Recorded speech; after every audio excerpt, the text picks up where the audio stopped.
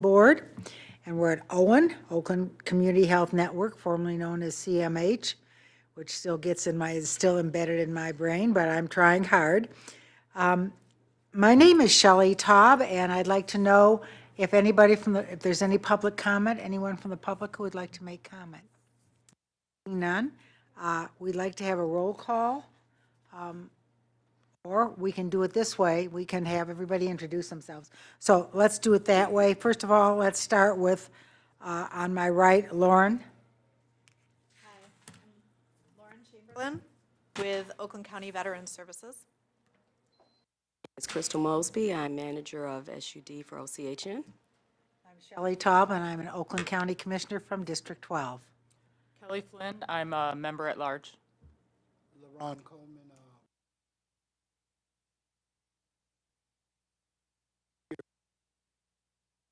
Andy Greenwald from the Friendship House.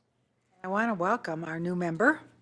LaRon is our brand new member, and we are delighted to have you here. Thank you for volunteering to serve. We appreciate it. Next on our agenda is number 4, the administrator's report, and Crystal is going to be filling in right now for Christina. Sorry. And good afternoon. We're going to say welcome again to Mr. Coleman. LaRon Coleman is the newest member of the Oversight Policy Board. LaRon works for Turning Point Recovery Center as a recovery coach. He obtained his associate's degree in mental health and social work in 2014 and a bachelor's in social work in 2018. He has worked in the therapeutic community for more than 10 years. His knowledge as a recovery coach and person in long-term recovery will enhance our board membership with his in-depth understanding and experience. And so, again, welcome, Mr. Coleman.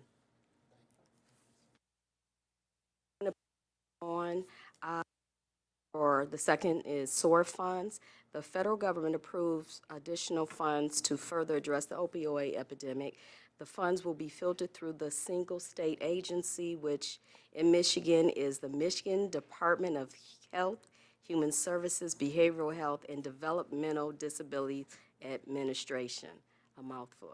The PIHP assisted BHDDA in providing ideas for the application. If the application is accepted, the PIHP will need to apply for the funds. So it's federal monies from SAMHSA actually that the state is applying for to get funds to help with the opioid epidemic. Some of the ideas suggested in the application include the following: recovery housing for people in medication-assisted treatment, opioid-specific media campaigns, jail programming, and also funding for the insured and uninsured. OCHN will review all possibilities along with what is already occurring and funded in Oakland County and apply based on the specific needs in our region. So that's what's going on currently. Okay. Okay, treatment, and we will have a call with treatment. Okay, recently, OCHN hosted a motivational interviewing skill building training. It was offered to MAT providers, or medication-assisted treatment providers. And the training includes 4 sessions focused on stages of change, intervention strategies, and individualized service planning. The basic skills training was June 14th through the 15th, and there were 19 participants who will be returning July the 25th through the 26th for the advanced skills training. We also hosted a gambling training, and we sponsored that with the Health Management Systems of America, and it was on June the 14th here in this building. And it was a great training, and it offered various resources for our treatment providers to help with the gambling issues in Michigan. And we're also doing the Hepatitis A initiative with the Michigan Department of Health and Human Services. There are 3 clinics that are being offered over a 6-month period at each MAT provider location. So we're trying to combat the big outbreak of hepatitis A in Oakland County. So several of our providers have enrolled in this program to assist with preventing this. And Personalized Nursing Lighthouse just recently opened up a male residential facility in June 2018 in Madison Heights. There are 6 withdrawal management beds and 20 residential beds. And this is a great location, and we're happy with Personalized Nursing Lighthouse. They provide various treatment services throughout the state. Catholic Social Services, with collaboration with Ascension Health, will be providing a mobile heart and vascular screening services on August the 10th, 2008, and these services will be at their Royal Oak location, and that's provided in the letter. And also, I wanted to skip ahead to the recovery events. You have your flyers in your folder. We will be sponsoring the Michigan Celebrate Recovery event on Belle Isle again, September the 8th, 2018. And we'll be sponsoring that with Macomb. It's September 8th. It's on a Saturday. And we will be sponsoring that with Macomb and Detroit Wayne. And also, we will be having our annual Oakland County Recovery event on September 21st, and that will be at this building. And that flyer is also attached into your folder. Any questions at all? I had a quick question. On the gambling training, and I think that's terrific, okay? I was just wondering, do we get any funding from the casinos? Is that part of the casino law, or don't we get any? Just curious. Kathleen? We recently, the PIHP, was informed that monies were available through that particular fund that the casinos pay into. However, just due to, we've been, I hate to use the word inundated because it's always nice to get funding. But our administration chose not to participate at this particular time due to our involvement in the SOR, many aspects of the SOR grants. So, but the state is offering that money to other PIHPs. But again, the problem has been that gearing up to offer and to utilize these funds in an effective, impactful way. So Hopefully, one day we can apply for that grant and maybe even expand what we're doing. It would, wonderful one of the opportunity. reasons I think we passed on it, Shelley, was that the money was insufficient to fully fund what they were asking us to do. So, That happens too, So because can- as we look at the marijuana Gotcha. bill that will be, I believe, on the ballot, the marijuana issue on the ballot, I don't believe thus far there's any funding for it. And that was part of the thing that besides I disagree with the whole thing, but having no funding for either abstinence or no funding for treatment or, whatever, for any type of program. well, we have our, marijuana is addressed in all of our primary prevention programs, but just due to fear of losing federal funding, we really want, particularly once it becomes a ballot proposal, we cannot speak out on it. We can do can't. community education, which we are doing. I understand that, I get it. All right, next, I had one, if you don't mind, one question on the Personalized Nursing Lighthouse. Is that a new treatment center that you're contracting to? Yeah. And do they specialize in any certain opioid addiction or alcoholism, or what is their specialty? Yes, alcohol addiction, opiate treatment, Co-occurring disorders? or yes, what's the- co-occurring disorders, they are co-occurring. I don't think this particular site is women's specialty. I'm not sure if they are approved yet. I think Angie may have come out because I saw her name signed on the list, but they're not. They probably will end up being. No, there's a male facility, so never mind. The Dearborn is the women's specialty. So yeah. Well, if someone Alcohol, wanted opiate to dependent. funding to access their services, they would go through Access, so it's through Access still? So Access. so it's basically another contract for Access? Yes. Beautiful. Yes. Thank you.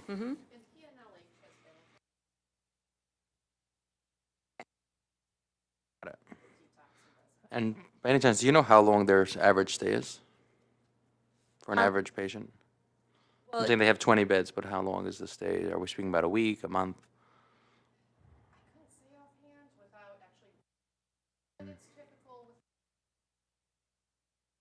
Treatment stays can be anywhere from 7 to 28 days. Thank you. Are there any more questions? Okay, thank you, Rabbi. Next is Brad. One day Brad's going to get a name tag. I'll become official. Yeah, then he'll be really officially working here. Meanwhile, he doesn't get paid, you know. Okay, Brad, Project Assert Pilot. So Project Assert stands for Alcohol and Substance Abuse Services, Education, and Referral to Treatment. It's a program that helps emergency department patients who, we're calling individuals now, who demonstrate risky alcohol and drug use behavior to access treatment and care. Project Assert is staffed by health promotion advocates, some others call it health wellness advocates, it's either or, that offer at-risk emergency department patients both alcohol and drug screening and intervention. These unique individuals establish a relationship with the patient that is based on emotional support and the ability also to advocate for them.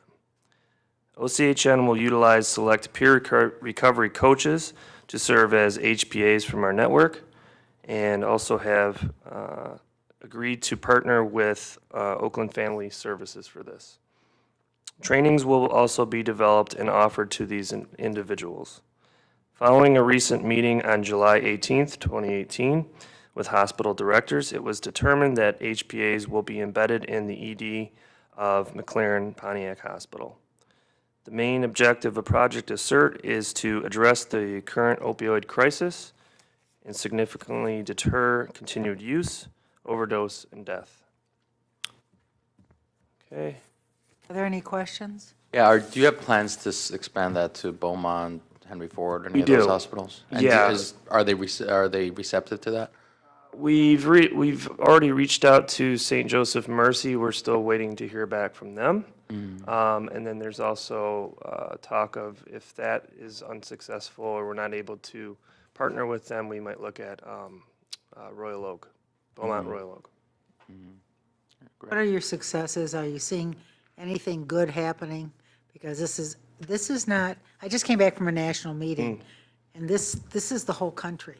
I mean, we now sadly have more people dying of opioid overdoses, I believe, than car accidents in this country. I mean, it's, and to see the faces, and we did have some panels of parents and spouses and children, it just breaks your heart. Are we making any? We're making a lot of success with Project Assert. I know CARE, Macomb County has already implemented this in their ER, in some of their EDs. I believe Genesee County has as well. And yeah, so they're seeing a lot of success. Unfortunately, it's only been a year or 2 years maximum that they've been doing it. So the data on it is limited, but they are seeing some initial success in helping to encourage people to get help, so that the way they don't end up back in the ER with an overdose or. If I could ask, what is the main pushback from the hospitals on it? The reason why I'm asking is because as a rabbi, I've been called to emergency rooms for people that just came out of, survived an overdose, and I was the one that was trying to get them into treatment, and I was always wondering, why do we don't have someone in the emergency room doing that? And I'm wondering, what is the pushback? Why is it? Because when I did this privately with the organization I work with, they were very receptive. They were very happy to have me there. So I'm wondering, what are you getting pushback from? Go ahead, Brad. I think one of the biggest things is system to systems. You know, the hospital system in general, and we're a big entity, and so not so much that everyone doesn't want a collaboration. I think it just takes a lot to get that collaboration going when you're a larger system. So when we went to McLaren, they were very happy that we were there. We talked to the medical director, and so I think they're on board, but I think the systems as a whole, you know, Ascension is a big hospital. All of these big hospital systems, you have different layers, and so you have different things that different departments that have to have a buy-in and also have to make sure that they're on board with exactly what we're doing. So I really don't believe that anyone that is such a big pushback as it is taking longer than probably we would like. Because whenever we speak to someone, everybody's positive and they're like, oh, good. And the doctor was like, can you be here in 3 weeks? We're like, okay, we're starting this. It's going to take us a minute. So I think more so than anything is just continuing the conversation and holding that door open and making sure that all powers that be are on the same page. And we can do, you know, this paperwork, it's all the contracts and all of those things that I think sometimes, unfortunately, can slow things down. Thank you. Appreciate it. Thank you. And thank you for your work. Are there other questions? Okay, Brad, you? I Oh, had I'm some sorry. questions. Go ahead, So are the HPAs in the emergency room full-time then? Like they have a day and a night person? Different shifts. Okay. So we're going to start, I believe we said, 5 to 8 hour shift initially. 5 to 8, we're trying to see, we're going to look at the hospital data at McLaren. The medical director, of course, the 3 to 11 shift is oftentimes, might be exactly where initial conversation. It was the afternoon. Up to when the pilot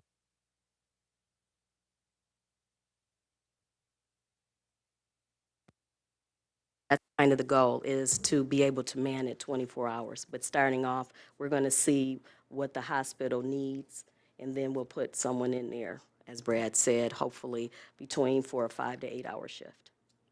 Are they paid advocates? Yeah. And so what do they do? Do they just give like pamphlets of information or do they? Part of it, they're peer coaches, so they're already trained. Talk to them about, you know, getting into recovery. They'll talk to them about their story, what to be expected, things of that sort. Do they follow up with the patient? Well, they'll help link them to treatment, and our aim is to get them to our sober support unit if needed, especially on weekends, or to access so they can be screened. And so that way, you know, they can get, you know, we still have to work out the transportation piece. That's always something that comes up. So we're still kind of working out those kinks, but Their purpose is just to coach them into treatment. Right. So it'll be like, and things of that sort. So you don't have any data from Macomb or I think it was Wayne you said that shows how many people were coached versus, you know, if they could see them show up in a recovery unit? They don't have data on that yet? not that I've encountered, but I can try to gather some of that for you. Yeah, it'd be nice to see if it's, you know, even if a Absolutely. few people are Sure. listening. Sure. Brad, you're going to go on with GAIN implementation? Okay, so the GAIN I-Core, we are using the GAIN I-Core, or will be implementing the GAIN I-Core. That stands for the Global Appraisal of Individual Needs. That's developed by the Chestnut Healthcare, or Health Systems, is a comprehensive standardized biopsychosocial assessment tool designed to support clinical diagnosis, placement, treatment planning, performance monitoring, program planning, and economic analysis. MDHHS is allowing 1 year for us to fully implement the GAIN assessment into our electronic medical record within the SUD core provider network. This will replace our existing biopsychosocial assessments, and we have a target date currently of October 1st, 2019. The GAIN assessment will be utilized statewide and is a requirement of all substance use treatment providers. So provider staff have the option of either following an administrator level to be an administrator level trainer. I'm sorry, trained as an administrator of the GAIN. What that means is they do a 3-month process of training to be able to administer the GAIN assessment to individuals that come in for treatment. Or they can do an additional 3 months where they actually end up training a staff person at their agency, okay, to administer those GAIN assessments. And then they can also train and coach other people in their own agency and then outside of their agency, other providers in the network. So clinicians must submit their completed clinical interviews and assessment reviews to Chestnut for the purpose of scoring, providing feedback, and coaching as part of their certification process. Currently, OCHN has 11 individuals that are in the final stages of completing their GAIN certification status, with the additional state-provided and local trainings that will be offered after October 1st of 2018. Those clinicians that are trained as local trainers may also host online and face-to-face trainings to others in the region to ensure the full compliance with this requirement. Are there any questions? Yeah. I hope you meet that deadline. That's scary. I hope so too. Yeah, computer deadlines scare the death out of me, but that's just me. Okay, and you're going to continue with recovery events? Oh, we've already did that. Oh, okay. Nicole. All right, next Megan is going to do access. Megan doesn't have a name tag either. I don't. How long? Hey, it's on the way. It's on the way, okay. Next time she needs name tag, okay. Yep. Okay, so the Hospital Transition Work Group, Access is a part of the Oakland County Hospital Discharge Task Force, which addresses the need for follow-up care for individuals who are experiencing homelessness, being discharged from the hospital, and/or frequent users of the emergency room. In April 2018, the task force began a pilot program which consists of the hospital task force going out to the area emergency departments and presenting at grand rounds. So it's all of these community partners who are a part of the task force. We go into the emergency department at grand rounds where all of the interns, attendings, residents, they present cases for the month, and we've been able to take about an hour of their time and present on all of the resources within the community. So access is a part of it, and of course one of the big topics that is always discussed and I heavily discuss is the sober support unit, so that way our area hospitals are well aware of what's out there when somebody's coming in, having recently overdosed, receiving Narcan, what are options for that individual. So in April, we presented to Royal Oak Beaumont, and then in, I believe it was May, we presented to St. Joseph Mercy, Oakland, and we are also reaching out to all the other area hospitals in Oakland County to get in and be able to do the grand rounds. And then also just in general, our outreach as well, I didn't include this in here, we are constantly doing community presentations and discussing how to access services in the sober support unit. In April of 2018, we presented to Brian's Hope. There's a community support group on, what our services are, especially the sober support unit. In May, we presented to the Oakland Southfield Physicians Group, letting them know as well about access. And then last week, we participated in a television interview for CW50 CBS network, also discussing the opioid epidemic, how to access services, as well as the sober support unit. Are there questions for Megan?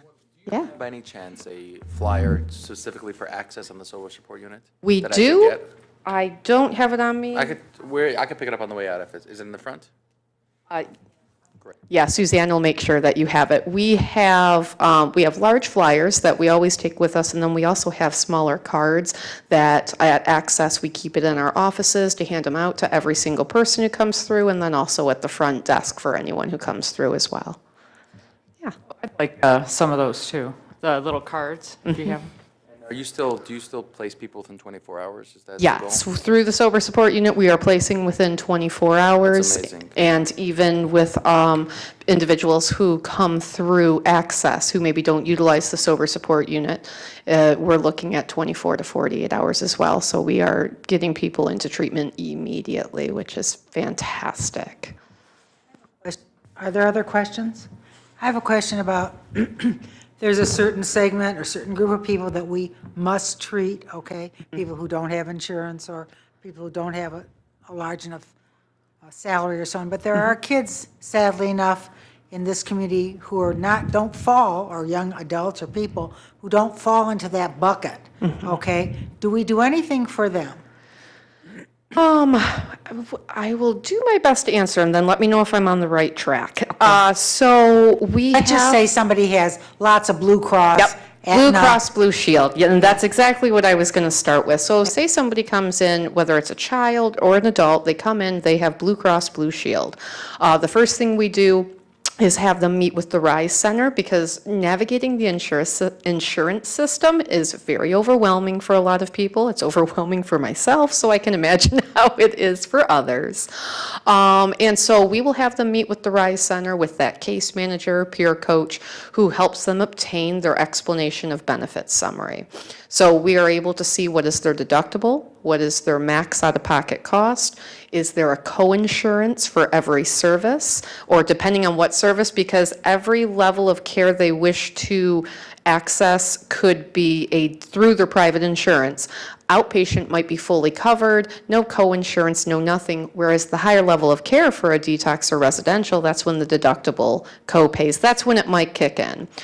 So they submit all of that information. We look at their income, we look at the household size, and then we look at what services are they requesting and how much would they have to pay out of pocket, and is this a financial burden to them? And if it is a financial burden and they fall within our guidelines, we are able to utilize block grant funds for them.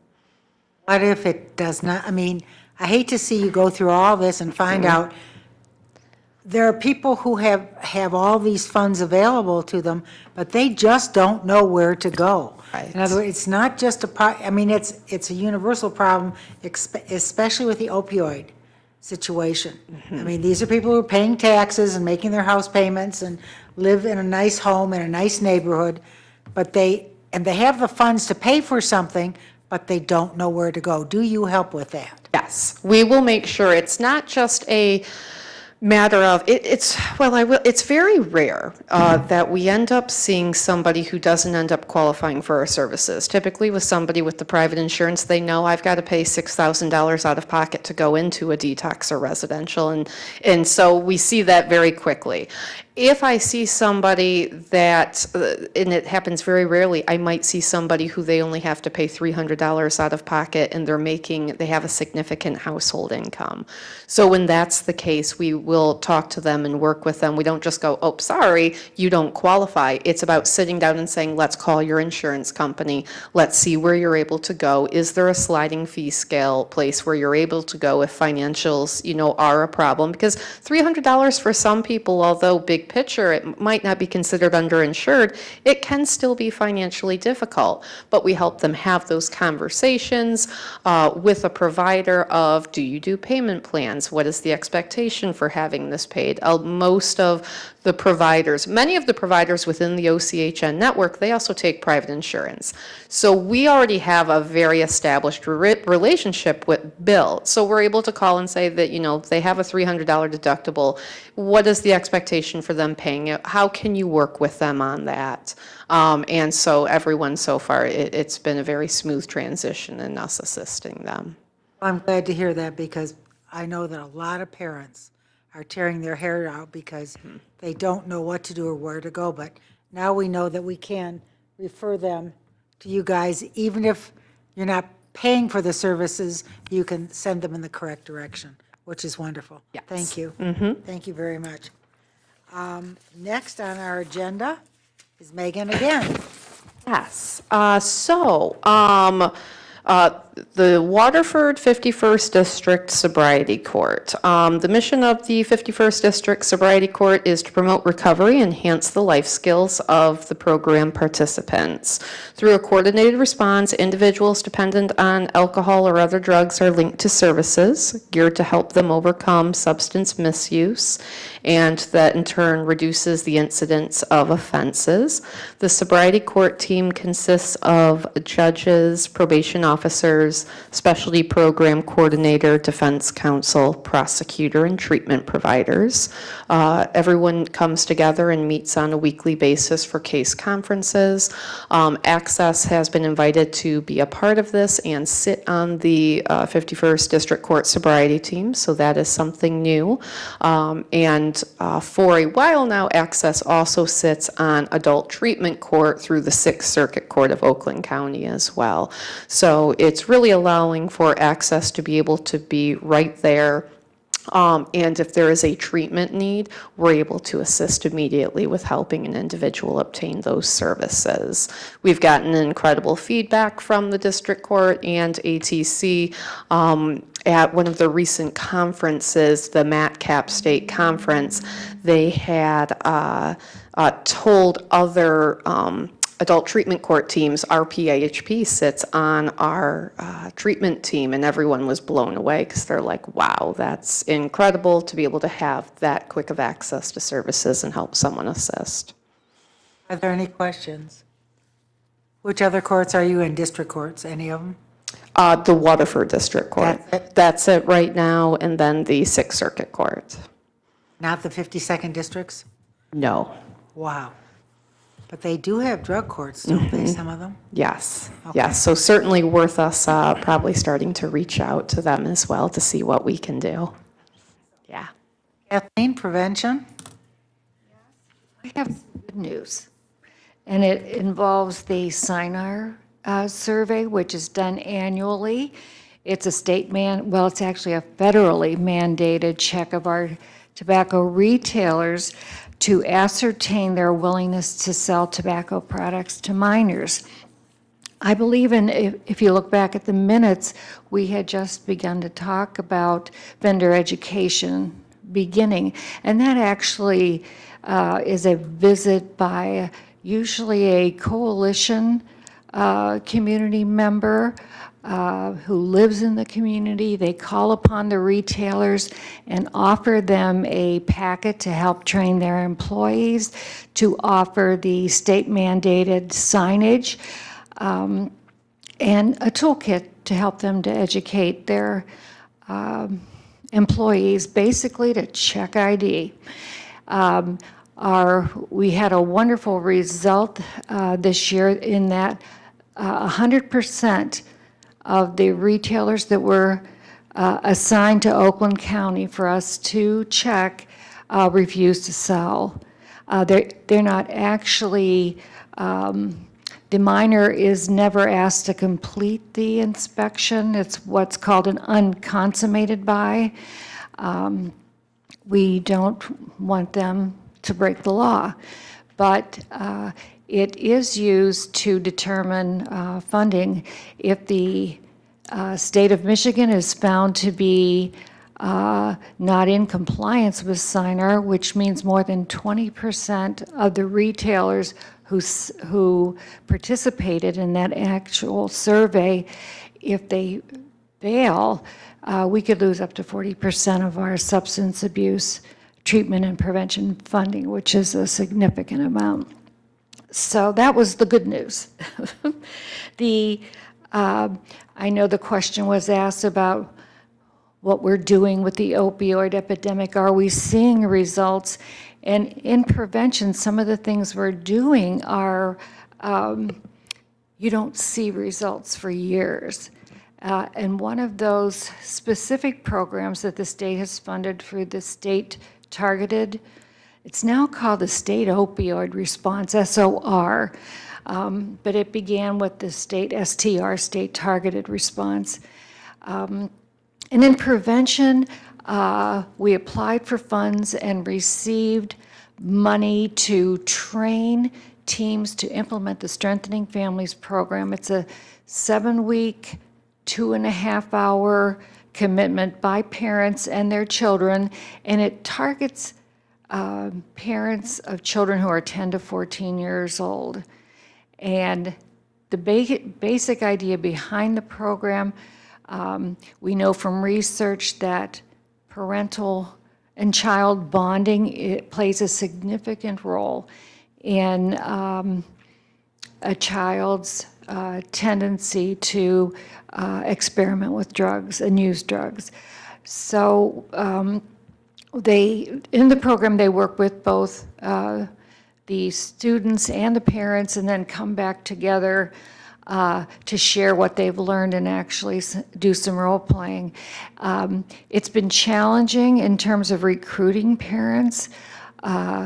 Tend to, it's quite a long commitment, and it occurs on a night usually after you've either worked all day or spent the day working at home. So we have had some difficulty in recruiting, but we've had some very successful groups, and the surveys done at the end of the program we see up to between 30 and 40% change in parental behavior and attitude toward their children. It's really wonderful. They use a lot of videos to demonstrate ineffective parental behavior that I'm sure we've all used. But when you see it actually on a screen, and then they do the role play where, and the result of actually using positive skill behavior, motivational behavior with your children. So it's really quite a wonderful program. It's research-based and shows that it reduces the use of prescription as well as other drugs. But the strange thing about this program, the research contends that the effects multiply as the child gets older. In fact, the effects of the program seem to become even stronger 3 years out than at the nine-month period. And that's why it was chosen by the state. So we're working on that, but as someone asked, you don't see results of that immediately. It takes time for actually those effects to take place. Are there questions on this? I have a quick question. Who do you work with in the schools? Do you work with youth assistants? Have you thought of doing that? I've encouraged our teams. We have 6 teams, 3-person teams that are using various other agencies to recruit from. And one of them that I've suggested is youth assistants. Some of them have worked through coalitions, but I haven't heard of anyone that's been real successful yet. Or I sit on that board, on the Oakland County Youth All right. Assistance Board, and I'm chair of the Birmingham Board. And this is a kind of activity that we are charged with we must do. So we scramble around looking for effective programming for parents. And I'm delighted you got into Birmingham, but it would be much, much better. We have 26 of these organizations in the county, one for each school district. And perhaps, I don't know if you remember Mary Schusterbauer? Oh, of course I know, Mary. Well, Mary's head of it through the circuit court. So maybe you might want to choose to call Mary and suggest, and when I see her next week in a meeting, I will too, that this might be something that their 26 individual groups might choose to do. You've got the program going, but they're always scrambling for something to do for families and children in prevention area. Remember, they're a prevention group, just as you are, so. Right. And I may have been remiss, I've encouraged our team members to go to their local youth assistance person, but maybe with Mary's, we can work at it at both ends. Yeah. top down and bottom up. Because she employs, or she's the person who hires, I should say, all of the social workers, and we have far more than 26 social workers, because some school districts have but one, other school districts have 2 or 3, depending on what the need may be. And this sounds like a terrific program that's already done and probably could be repeated annually in every single school district in this county. And it's an easy fit. Youth assistance is the perfect target because families, I don't know if you can mandate them to attend, but, yeah, but they're a great target in terms of need for STR, and we provide it through the grant funding. So we really wouldn't cost youth assistance anything except maybe a location, providing a location, so. That's the Okay. easiest thing. All And right. usually, And I can 99%. call Mary. Yeah, 99% of the time, probably 100%, it's in the local elementary school. How much better can it be? And the space is provided at no cost. I know Mary's group sometimes for an evening meeting might bring in pizza and, cookies or something of that sort, coffee, just to, And that's all provided through this grant. So she may be very might interested. be thrilled. Yeah. All right, I'll contact Mary. I know Mary very well. All After right. this meeting, I can give you her phone number if you wish. Okay. Thanks anyway, but I've got Mary. Mary's been a big help to us, particularly in our needs assessment. I also wanted to mention that we did, in fact, yesterday, complete a prevention ethics training. A lot of times, we all are very aware that treatment people involved in the treatment of individuals with substance use disorder have very, codes of ethics, but prevention as well has an ethics code, and it's a requirement for people seeking certification in prevention. So we had an all-day training here yesterday, and it's something that was open to, it was a regional training, but I encouraged anybody who worked in prevention to come and sit in on it. Many times, preventionists are working in schools. They have to be aware of the many ethical conundrums that could happen in a school. Once you become certified, you're also a mandated reporter. So the training went over the code of ethics and also looked at situations and how one would handle them in terms of outcomes and the person's own personal responsibility. The last thing I wanted to mention is just like the GAIN, but not nearly as cumbersome or long and involved as the GAIN, is what's called prevention outcome measures. The state is mandating that we do additional evaluation. Most of our prevention programming already has outcome evaluation, i.e. pre and post testing. But we usually, for various reasons, do not ask young children about use, 30-day use of alcohol, for instance. But the state, I think at the behest of the federal government, really wants to see if our prevention programming is having an effect on 30-day use of drugs as well as attitude. We usually use attitude as a marker for whether or not a child will use, but the state is mandating that we do an additional survey of certain groups, particularly selective and indicated groups. Selective means that this group of children is at a higher risk of use. Selective group might be homeless or runaway youth, youth from communities that are low socioeconomically, or a community that has, children, 50% of the children receive a subsidized lunch. Indicated groups are those that are already using. And they're even redoing the Michigan Prevention Data System to accept this data. So we are supposed to have it in place by October 1st. They will provide additional dollars to our prevention providers who have to not only just give the test, but also analyze the data and enter it into the system. It will be interesting to see, many of our programs might be 7-week long.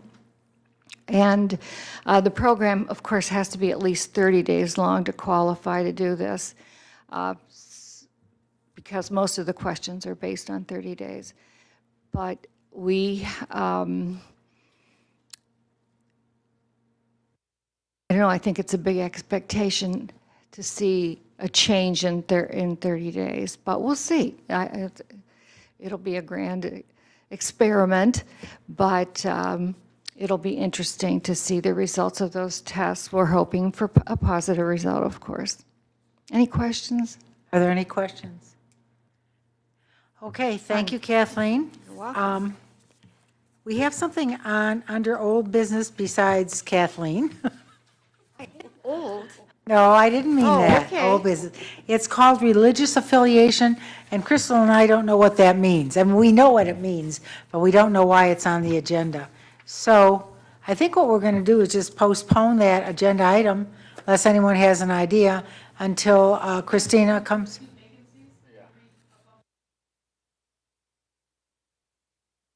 Okay. Thank you very much. Okay, now we get it. So if you know of anybody who would like to be part of this group, we would really like to have them. Someone with a religious affiliation, and someone with a prevention, I don't know what that says, affiliation? Affiliation. Okay, my glasses aren't too good. All right, if you look down, number 9, new business, I need a motion to approve the minutes. Do I have a motion? Okay, moved by Rabbi, supported by Lauren? Okay, are there any additions or corrections to the previous minutes? All those in favor, please say aye. Opposed, same sign, okay. That's taken care of. Now, at the bottom of your, where it says next meeting, it should say October 24th. Today's July 25th, in case you wondered. Sometimes I do, I know. Okay, so let's change that to that. And then I'm going to ask if there's anybody who would like something discussed at our next meeting. If you have any questions, any suggestions, whatever you might have. I had a question, which Christina might have to be the one to answer it, but is there going to be a follow-up for the community mental health strategic plan with us? For the overall strategic plan, or? Right, so they came to us at the last meeting. Oh, Kathleen Kovach did, and she Yeah. said she was going to get your input. Did you Right. send anything Yes. in? You I did? sent it to Christina, Okay. so I was just curious if anything was going to come of it, I guess. I'm sure it will, and what we'll make sure to do is make sure that we can put that on the next agenda so that she can address it. Yeah, and I saw there were 2 forums, one in maybe June or early July and one at the end of August. Is that for that strategic plan? I think if she already, it might have, I think it, is it? That one, okay, that's what I thought. Okay, so when the Mental Health Board approves the strategic plan, then are you going to bring it, our portion, not the whole thing, obviously, but our portion of it back to us at the next meeting. Would that be acceptable? So we know what's Yeah, I think slated it- for this group? Yeah, I don't think that should be a problem, because it'll be October by then, and by September, Suzanne, more than likely, they always, yeah, so we can do that. When were they going to approve, like finalize it? Was that in October? Usually September. Oh, If September, they're okay. having the forum in August, it's usually the next month, so end of the fiscal year. Okay. Year's September 30th. It starts again October 1st. And I have a request as well. I think it would be nice for us to meet the new, is it Director of Community Mental Health, or whatever you're called now? Sorry. Owen, Annette Downey. It would be very nice for us to meet her. We don't want to take up a lot of her time, but if she has some time at our next meeting in October, say 5 minutes to tell us who she is, what her terrific plans are for us, and so on. That would be very helpful if she's in town or if she's available. We'd appreciate that. Is there anything else that we have to talk about? Any requests? Again, we want to welcome LaRon Coleman. Thank you again for coming. Do you have any comments or? Well, you have to excuse me for being a little bit quiet this time. It's because I'm just learning how everything is going. I'm observing, trying to catch on, and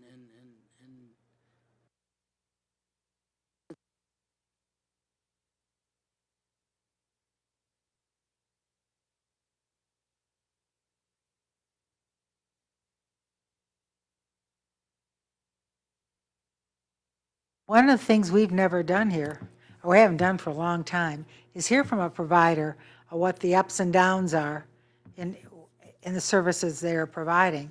And it might be helpful to know so that we get some feeling here about what's going on in the provider community. And I believe you are a provider, is that correct? Yeah, right. So it would be helpful to hear what we can do better. I don't have to tell you, all of us, about the opioid situation, how dreadful it is.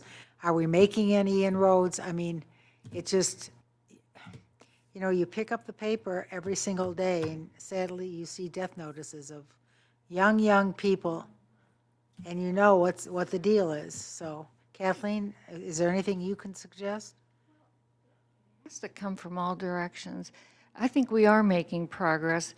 The fact that, pharmacists can now, there's a standing order, that's something the government did.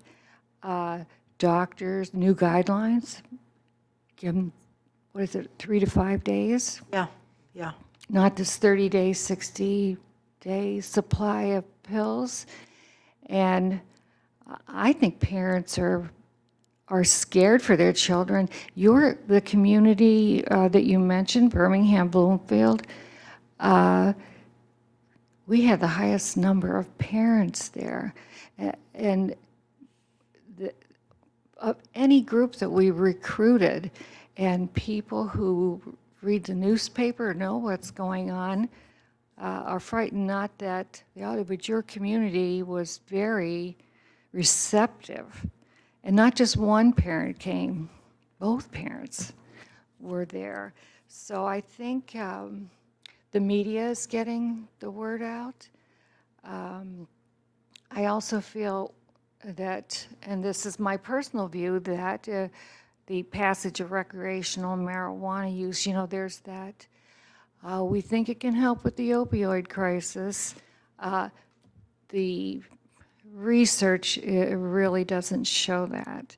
But the powers that be that are for that, the money behind that move, really are good at getting that story out there.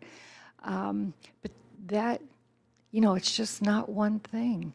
Our culture promotes, if you watch any of our advertisements, especially for pills and alcohol, it's really all one piece.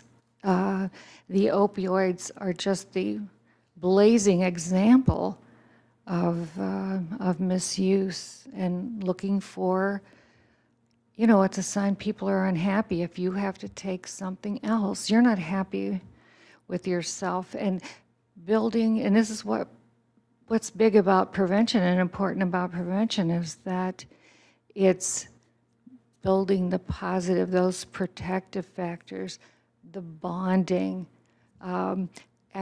promoting activities that make people feel good about themselves. And we have to get better at that. But I really think it's not showing up yet, but I'm hoping it peaked, for goodness sake. I hope you're right. I hope you're right. Anything else? Okay, with that, I will call us adjourned until October 24th, or the call of the chair of the organization. Thank you. Thank you.